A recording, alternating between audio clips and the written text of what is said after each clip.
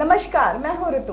प्रगल्भ cadet talk show में आपका स्वागत है। इस हफ्ते हम हाजिर हुए हैं इतिहास विषय और उसकी तैयारी से जुड़ी बारीकियों को लेकर। इस विषय को बेहतर तरीके से कैसे तैयार किया जाए, इसकी जानकारी देने हमारे साथ जुड़े हैं प्रसिद्ध counsellor and motivator Siddharth Gautam sir. Siddharth sir, आपका स्वागत है। थैंक यू सर, हमारा पहला सवाल यह है कि व्यक्तित्व, नॉलेज और कैरियर को ध्यान में रखते हुए आप इतिहास विषय को किस तरह से देखते हैं? इतिहास अनेक व्यक्तित्वों की बहुत महत्वपूर्ण कहानियां हमें इतिहास में सुनने मिलती हैं। यदि हम उन व्यक्तित्वों को पढ़कर, जानकर, यदि हम मोटिवेट होते हैं, यदि हम अपने आप को जगा पाते हैं या उनसे हम अपनी विचारधारा को, अपनी जीवन शैली को, अपनी कार्यप्रणाली को बदल पाते हैं, तो मुझे ऐसा लगता है कि उसके व्यक्तित्वों का हमारे जीवन पर बहुत प्रभाव पड़ता है। साथ ही इतिहास एक नॉलेज के रूप में हम देखते हैं कि हमारी एक निश्चित सीमाएं हैं। हम अपने आसपास के परिवेश को जान सकते हैं, लेकिन अगर हमको राष्ट्रीय लेवल पर, अंतर्राष्ट्रीय लेवल पर हमें बहुत सारी चीज़ों की समझ विकसित करनी है, तो इतिहास एक ऐसा विषय है जिसके माध्यम से हम सामाजिक, आर्थिक, राजनीतिक, आसपास की बहुत सारी चीज़ों को कलेक्ट करके राष्ट्रीय, अंतर्राष्ट्रीय समझ को विकसित कर सकते हैं। साथ ही इसको हम प्रमोट कर सकते हैं। यदि हम इनके व्यक्तित्वों से प्रभावित होकर अपने व्यक्तित्व को जगा पाते हैं, साथ ही इसके विषय को बहुत अच्छे से अध्ययन करके अपना नॉलेज कलेक्ट कर पाते हैं, तो निश्चित रूप से हमारे अंदर एक ऐसी जिज्ञासा आ जाती है जो हमें एक विषय के रूप में इसको लेने से प्रमोट करती है। यदि हमने विषय के रूप में इसका चयन किया है, तो निश्चित रूप से हम इसके माध्यम से हम इस पर मास्टर डिग्री कर सकते हैं, हम इसमें पीएचडी कर सकते हैं, हम इस पर नेट क्वालिफाई कर सकते हैं, जो हमें एक अच्छे करियर में साबित होगी। और साथ ही हम सिविल सर्विस जैसे एग्जामों में, कॉम्पिटिशन एग्जामों में इतिहास से बहुत सारे प्रश्न पूछे जाते हैं। प्रीलिम्स में, मेंस में, इंटरव्यू का भी आधार बहुत सीमा तक इतिहास होता है। तो हम एक अच्छे ब्यूरोक्रेट्स बनके, एक अच्छे प्रशासक बनकर हम समाज और राष्ट्र की बहुत अच्छी सेवा कर सकते हैं। ये तो हो गया हमारे विषय का परिचय। आइए अब चलते हैं कुछ ऐसे बच्चों के पास जिनके मन में अनेक सवाल हैं। हमारे पहले कॉलर हैं। सर, मेरा नाम पीयूष अग्रवाल है। मेरा सवाल है कि इतिहास विषय का जिस तरह से वर्गीकरण किया गया है, उसे ध्यान में रखते हुए तैयारी की अप्रोच कैसी होनी चाहिए? इतिहास के अध्ययन को प्रोत्साहित करने के उद्देश्य से, साथ ही उसके प्रति एक समझ विकसित करने के उद्देश्य से इतिहास को मुख्यतः 3 तरह से वर्गीकृत किया गया है: प्री हिस्ट्री, प्रोटो हिस्ट्री और हिस्ट्री।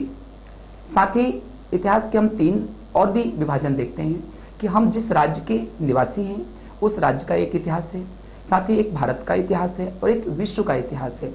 हम इन इतिहासों में भी एक और वर्गीकरण छोटा सा दिखता है कि हमें प्राचीन इतिहास पढ़ना होता है, हमें मध्यकालीन इतिहास पढ़ना होता है, हमें आधुनिक इतिहास पढ़ना होता है। इतिहास के सभी जो पार्ट हैं सभी महत्वपूर्ण होते हैं, मेरा मानना है। लेकिन एग्जामिनर की कोशिश होती है कि सभी जगह से क्वेश्चन पूछे जाएं, जिससे बच्चे सभी को अच्छे से पढ़ें। लेकिन जो एक कुछ समय से हम एक देख रहे हैं कि एग्जाम का जो पैटर्न है, एग्जाम के पैटर्न में आधुनिक इतिहास के क्वेश्चनों की संख्या प्री में, मेंस में एवं इंटरव्यू में कुछ ज़्यादा ही होती है। इसलिए बच्चों से मेरा निवेदन है कि आधुनिक इतिहास को प्राथमिकता में तो रखें ही, साथ ही वो मिडिवल हिस्ट्री को और एंशिएंट हिस्ट्री को भी अपने अध्ययन का आधार बनाएं। और न केवल इसको अपने अध्ययन का आधार बनाएं, साथ ही वो इसके साथ जुड़ने की कोशिश करें, इससे एक अपनी समझ विकसित करें, अपने व्यक्तित्व को मजबूत बनाएं और आने वाले समय में वो जिस भी फील्ड में जाते हैं, जहां भी अपने करियर को स्थापित करते हैं, वो इसका उपयोग करके, इसका आधार बनाकर अपने चीज़ों को बहुत अच्छे से क्रियान्वित करें और अपने आप को प्रोत्साहित करें। सर, हमारे नेक्स्ट कॉलर हैं। नमस्कार सर, मेरा नाम प्रियंक कछवाहा है। सर, मैं ग्रामीण क्षेत्र से बिलोंग करता हूं, जहां पे मुझ जैसे छात्रों पे थोड़ा सा गाइडलाइंस की कमी रहती है, संसाधनों का अभाव रहता है। सर, हम जैसे छात्रों के लिए क्या सुझाव देना चाहेंगे, मैं जानना चाहता हूं। ग्रामीण क्षेत्र के बच्चों के लिए मेरा एक छोटा सा निवेदन है कि यदि आप में जज्बा है, साहस है या अपने गोल के प्रति समर्पण है, तो ग्रामीण परिवेश उसके लिए कोई चुनौती नहीं है। हम यूपीएससी में हमने देखा है, वंदना का नाम सुना है, जो घर पर ही रहकर 6 से 10th की किताबों को बहुत अच्छे से पढ़कर उसने आईएएस में एक बहुत अच्छी रैंक ली है। और इसलिए मैं कह सकता हूं कि बहुत सारे एग्जामों का जो आधार होता है 6 से 10th की किताबें होती हैं। कुछ एग्जामों में निश्चित रूप से कि हमें 12th तक की किताबों को पढ़ना होता है, लेकिन जो मूलभूत एजुकेशन के तहत 6 से 10th तक सोशल साइंस पढ़ाई जाती है, हिंदी पढ़ाई जाती है, इंग्लिश पढ़ाई जाती है, मैथ्स पढ़ाई जाती है, उनको बहुत अच्छे से पढ़ें, उनको कोड करके पढ़ें, उनको लॉजिक से पढ़ें, उनके लिए कोई चीज़ को रिलेट करें, अपने जीवन से जोड़ें, आसपास के परिवेश से जोड़ें। अगर उसको आप इस तरह से पढ़ने की कोशिश करते हैं तो एक लंबे समय तक याद रख सकते हैं और इस मूलभूत पढ़ाई के आधार पर आप एक अच्छे से अच्छा करियर बनाकर अपने देश की और समाज की सेवा कर सकते हैं।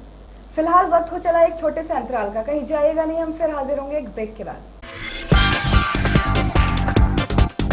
Gautam IAS Academy and Civil Service School. हम पढ़ाते नहीं, पढ़ते हैं आपको और गढ़ते हैं आपका आने वाला कल। 10वीं 12वीं के बाद बेहतर कैरियर की ओर पहला कदम। जाने माने मोटिवेटर अनिल गौतम से जाने सफलता के मूल मंत्र। विकसित भारत की मजबूत बुनियाद हमारे साथ। तो समय न गंवाएं, आज ही अपना स्थान सुनिश्चित करें Gautam IAS Academy and Civil Service School में। हमारा पता समाधान हॉस्पिटल के पास, राइट टाउन, जबलपुर। ब्रेक के बाद हम फिर हाजिर हैं कुछ अन्य बच्चों के सवाल लेकर। हमारे नेक्स्ट कॉलर हैं। मेरा नाम आकाश पाठक है। सर, इतिहास अतीत का अध्ययन होता है। ऐसे में स्टूडेंट टाइम बर्बाद करने की बजाय क्यों ना कुछ नया पढ़ें, नई जानकारी जुटाएं। आप जो एक नवीन पढ़ने की बातें कर रहे हैं, उसका भी जो आधार है वो इतिहास है। जो भी हम एक नवीन खोजों की तरफ आगे बढ़ते हैं तो कहीं ना कहीं हमें वो आइंस्टीन की खोजों का आधार बनाना पड़ता है, वो हमें न्यूटन की चीज़ों को आधार बनाना पड़ता है। हमें देश को आगे बढ़ाना है तो गांधी की मूल्यों को आधार बनाना पड़ता है, अपने संविधान को आधार बनाना। तो जो हमारा पास्ट हो गया है वही हमारा इतिहास है। आज आप एक स्टूडेंट हैं, आप भी अगर हम आपके 10th और 12th की चीज़ों को हटा दें तो आपको कितने एग्जामों में देने की परमिशन मिलेगी। तो मेरा मानना यह है कि इतिहास हमारा एक मजबूत आधार है, एक मजबूत नींव है, जिसके माध्यम से हम अपने विचारों को, अपने संस्कारों को, अपने देश की व्यवस्थाओं को, अपने देश की चुनौतियों को, इन सबको जानकर हम इतने बौद्धिक अपना जागरण करते हैं या हम इतने समझदार बन जाते हैं कि हम आने वाली जितनी चुनौतियां हैं, जितने भी हमारे सपने हैं, हम उनको पूरा करने में सार्थक अपना जीवन लगा पाते हैं। आइए चलते हैं हमारे अगले सवाल की ओर। सर, मेरा नाम रोमिल मिश्रा है। मेरा प्रश्न है कि इतिहास को कुछ लोग बड़े शौकिया तौर पर बड़े चाव से पढ़ते हैं, जबकि परीक्षा की तैयारी करने वाले बच्चे इससे दूर भागते हैं। ऐसा क्यों है सर? इतिहास को निश्चित रूप से हिंदुस्तान में बहुत सारे लोग एक नोबेल के रूप में पढ़ते हैं। उनके मन में ये होता है कि हम अपने देश की एक व्यवस्था को जानें, हम अपने देश की विचारधारा को जानें, हम अपने देश की संस्कृति को जानें, हम अपने इतिहास के माध्यम से हम अपने फ्रीडम फाइटर को जानें, साथ ही हम अपने संविधान को जानें। और वो जानने के इच्छुक होते हैं और उससे कुछ सीखना चाहते हैं, कुछ पाना चाहते हैं और उनको आधार बनाकर अपने उद्देश्यों पर सफल होना चाहते हैं। लेकिन कुछ बच्चे होते हैं जो उसके एग्जाम भी देते हैं, इसके बाद भी इतिहास से दूर भागने की कोशिश करते हैं। मेरा मानना है यदि हम बच्चों पर भी इतिहास से अगर हम उनको जोड़कर अध्ययन कराएं कि इतिहास उनके जीवन में, उनके कैरियर पर कितना उपयोगी है, मतलब उनको एक जगाना आवश्यक है, उनको एनलाइटमेंट लाना उनके अंदर बहुत जरूरी है। और मतलब यदि उनमें एक इंटरेस्ट हमने जगा दिया, उनको प्रॉपर गाइड कर दिया और उनको बहुत ही अच्छा सोर्स ऑफ मटेरियल उपलब्ध करा दिया और उनको हमने ये बताने में सफल हो गए कि इसको पढ़ना बड़ा आसान है, बहुत सारी टेक्निक हैं, बहुत सारे लॉजिक हैं, बहुत सारे तरीके होते हैं हमारे बीच में जिनके माध्यम से हम इतिहास को याद करके न केवल अपने अंदर बदलाव ला सकते हैं, साथ ही हम एक अच्छा कैरियर भी स्थापित कर सकते हैं। तो बच्चे निश्चित रूप से इसको पढ़ना सीख जाएंगे और आज के समय में बहुत सारे बच्चे इतिहास पे काफ़ी इंटरेस्ट ले रहे हैं। MPPSC, UPSC में इतिहास को विषय बनाकर वो क्वालिफाई भी कर रहे हैं। तो मेरा मानना है कि इतिहास एक नए तरीके से विषय के रूप में पढ़ा जाने लगा है वापस। यहाँ फिर वक्त हो चला एक ब्रेक का। हम फिर हाजिर होते हैं एक छोटे से ब्रेक के बाद।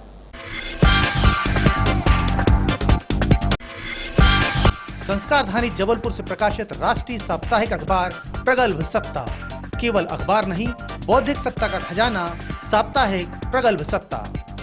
UPSC, स्टेट PSC और अन्य प्रतियोगी परीक्षाओं के लिए खास अध्ययन सामग्री, नेशनल इंटरनेशनल इश्यूज पर विश्लेषणात्मक मटेरियल, करंट अफेयर्स और सब्जेक्ट मटेरियल का बेजोड़ संकलन। प्रत्येक शुक्रवार को प्रकाशित आपका अपना अखबार प्रगल्भ सत्ता। ब्रेक के बाद आपका प्रगल्भ कैरियर टॉक शो में एक बार फिर स्वागत है। इस हिस्से में हम सिद्धार्थ सर से जानेंगे कुछ और खास जानकारियां। सर, हम अब आपसे जानना चाहेंगे कि हमारे दर्शकों को ट्रिक के माध्यम से भारतीय इतिहास के विभिन्न पहलुओं को समझाएं, जिसका उन्हें बेसब्री से इंतजार है। इतिहास में एक अच्छी समझ विकसित करने के लिए हमें टेक्स्ट बुक तो पढ़नी ही होगी, लेकिन कुछ चीज़ों को याद रखने के लिए कुछ सीमा तक हमारी टेक्निक मदद कर सकती है। जैसे हमें जैन और बौद्ध धर्म को याद करना है। जब भी आपके पास हम देखते हैं कि 4 वर्ड आते हैं तो आप बौद्ध धर्म लगाइए, गौतम बुद्ध से जुड़िए, और 3 वर्ड आते हैं तो आप जैन धर्म महावीर जी से जुड़िए। यदि हम बोलते हैं कि शुद्धोधन किसके फादर हैं, 4 वर्ड आ रहे हैं इस पे, ये गौतम बुद्ध के फादर होंगे।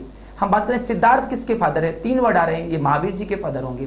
त्रिशला किसकी माता जी हैं, 3 वर्ड आ रहे हैं, ये महावीर जी की माता जी होंगी। यशोधरा किसकी पत्नी होंगी, 4 वर्ड आ रहे हैं, ये गौतम बुद्ध की पत्नी होंगी। प्राकृत किसकी भाषा होगी, 3 वर्ड आ रहे हैं, ये महावीर और जैन धर्म की होगी। इसी प्रकार यदि हमको राजा कनिष्क को पढ़ना है, कनिष्क को पढ़ना है तो याद रखना कनिष्क को का से रिलेट कर दो, कनिष्क हमें हमेशा के लिए याद हो सकते हैं। हम बोलेंगे कि कनक सिक्के, कनक मतलब सोने के सिक्के क्वालिटी वाइज किसने चलाए, तो कनिष्क ने चलाए। हम देखिए कलाओं को किसने प्रमोट किया, कनिष्क ने प्रमोट किया। तो का से रिलेट हो रही है जो चीजें, आप कनिष्क से जोड़िए तो बहुत सारी चीजें का से कनिष्क से याद हो जाएंगी। मध्यकालीन इतिहास में हम देखते हैं कि अगर हमें बाबर पढ़ना है, बाबर बा आएगा तो आप बाबर लगाइए कि बारूद का उपयोग सबसे पहले किसने किया, बाबर ने किया। बाबरी मस्जिद से किसका नाम जुड़ा हुआ है, बाबर का है। बाघ शैली के लिए कौन फेमस है, बाबर है। बाबरनामा किसकी किताब है, बाबर की किताब है। तो बा आ जाए तो आप बाबर की तरफ रिलेट करिए। ऐसे ही हम देखते कि सा आ जाए तो शेरशाह सूरी और शिवाजी को जोड़ने की कोशिश करिए। हम बोलेंगे सड़कों को किसने बनाया, ग्रांड ट्रंक रोड किसने बनाया, शेरशाह सूरी ने बनाया। सराय बनाने के लिए कौन जाना जाता है, शेरशाह सूरी जाना जाता है। सिक्के सबसे अच्छे सिक्के या रुपया किसने जारी किया, शेरशाह सूरी ने जारी किया। ऐसे शिवाजी को अगर आपको पढ़ना है तो देखिए कि शिवाजी का जन्म कब हुआ, सोमवार को जन्म हुआ। उनके गुरु कौन है, सामर्थ रामदास हैं। उनके बेटे कौन है, संभाजी हैं। उनकी पत्नी कौन है, साईबाई उनकी पत्नी है। सबसे पहला किला कौन सा जीता, सिंहगढ़ का किला जीता। किस शहर में उन्होंने आक्रमण किया, सूरत पे आक्रमण किया। तो साथ है तो शिवाजी से जोड़ने की कोशिश करिए तो आपको ये मध्यकालीन इतिहास के बहुत सारे फैक्ट याद हो जाएंगे। आधुनिक भारत में बहुत सारे फैक्ट ऐसे हैं जिनको याद करने के लिए हमें बहुत मेहनत करनी होती है।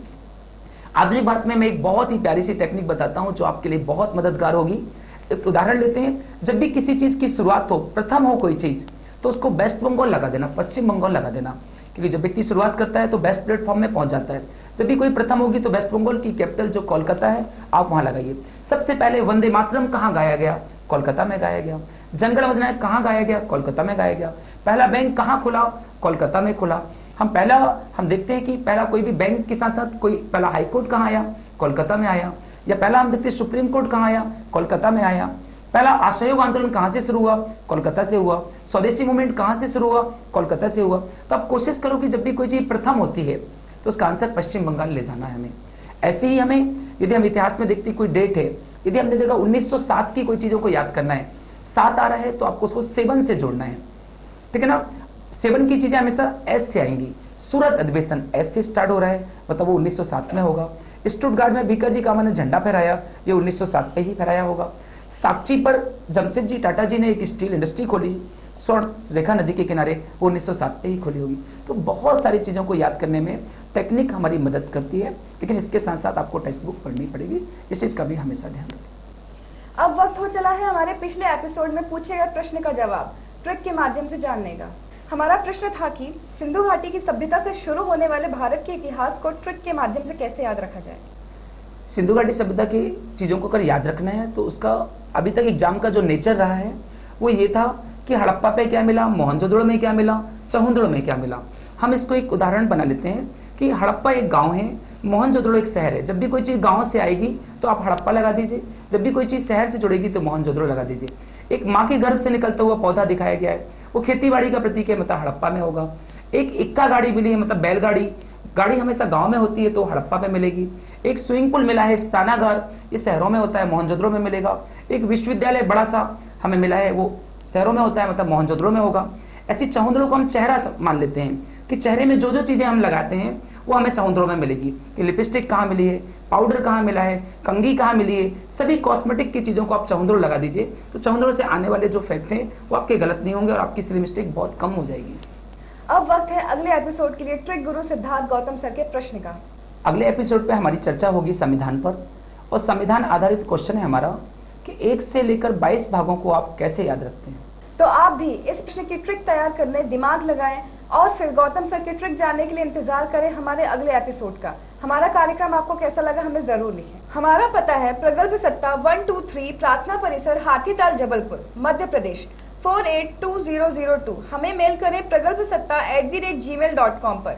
आप चाहें तो हमें कॉल या व्हाट्सएप भी कर सकते हैं। हमारे नंबर है 9425029980, 9039039134 और 9826979486। कॉम्पिटिशन्स एग्जाम्स की बेहतर तैयारी के लिए पढ़ें साप्ताहिक प्रगल्भ सत्ता अखबार। इसके साथ ही अब हमें अगले एपिसोड तक के लिए दीजिए इजाजत। नमस्कार।